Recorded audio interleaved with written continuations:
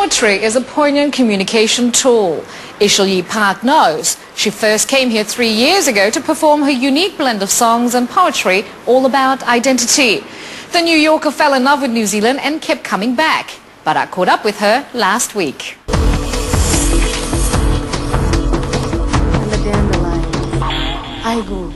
The sky flapped above us like a soiled work shirt on a clothesline while we twisted our ankles to Chinese. The New York Times said she had an angelic face and the soul of a rock star. Listening to her and meeting her proves she was that and much more. Who were lost. Ishil Park, a Korean American who has performed all across the United States and many other countries, cherishes being in Aotearoa, just hanging out and making new friends. Yeah, I want to go in there and take a look.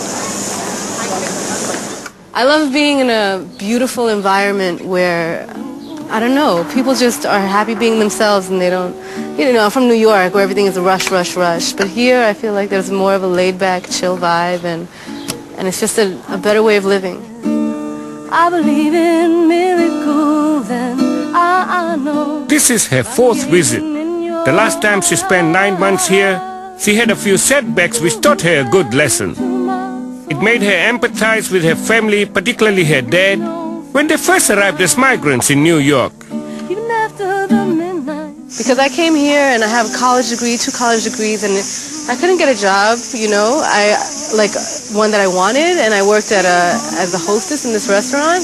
But it was good because I struggled here in New Zealand, and I wanted to, and I saw how much, I felt like what he must have felt. I was like, oh. So it made me love him all that much more and like understand his struggles. So I feel like coming here was a humbling and really good experience for me because it doesn't matter who I am. Over there, I was very lucky to get recognition at a young age, but coming here and having to start all over again and just learn to be a good person, and that is what proves you through life, to be a good woman and to be a good soul.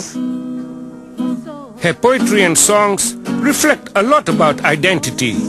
As a cultural bridge, I want to address those issues. And then also speak about love and peace and not being in war with other countries and terrorizing like people for their oil. And I mean, but trying to say that in a friendly, loving way through song. Last night I saw 7 shooting stars. Ishil has received many accolades and awards, both for her performances and a book she wrote, including becoming Poet Laureate of Queens.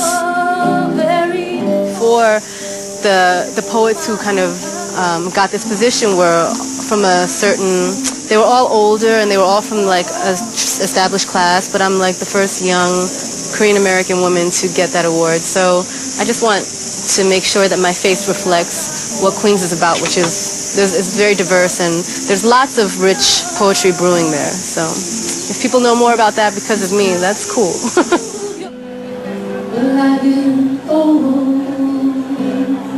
Last month, Ishil performed at the Splore Festival in Coromandel. She first performed here at the Auckland Festival in 2005 as part of a collective of 9 poets, Russell Simmons' Deaf Poetry Jam. She returned to perform at Taranaki's Parihaka Festival in 2006. Yeah, doing all these festivals did set me on a new path because now I feel like I'm addicted to festivals. I love it. So I'm going to try to be in more and practice my guitar and practice my singing and just, you know, try to do that for my summer times and my winters. The crowded rooms of my own life.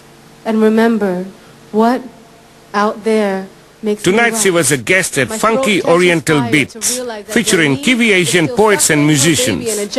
One of the organizers was local poet Rene Liang. My mum used to say, no talking English at home.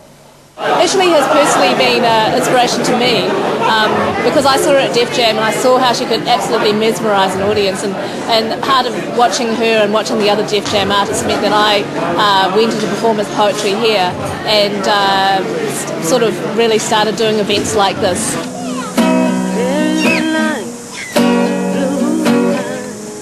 Ishil's journey to get where she is now may have been turbulent, but she's sure glad to be where she is at right now. On the scale of things, I feel like I'm a baby. I'm just beginning. And I'm lucky to have this opportunity to do what I want in life and express my soul. And it came because all these people before me worked their asses off so I could get this joy. So in that joy, I want to pay tribute to them and also have a great time.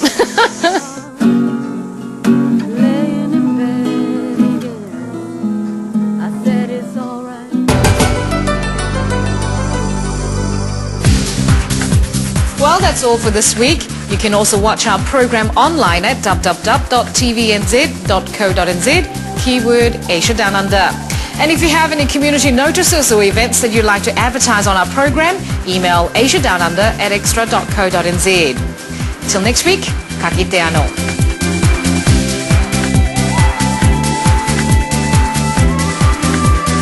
This program was made with funding from New Zealand On Air.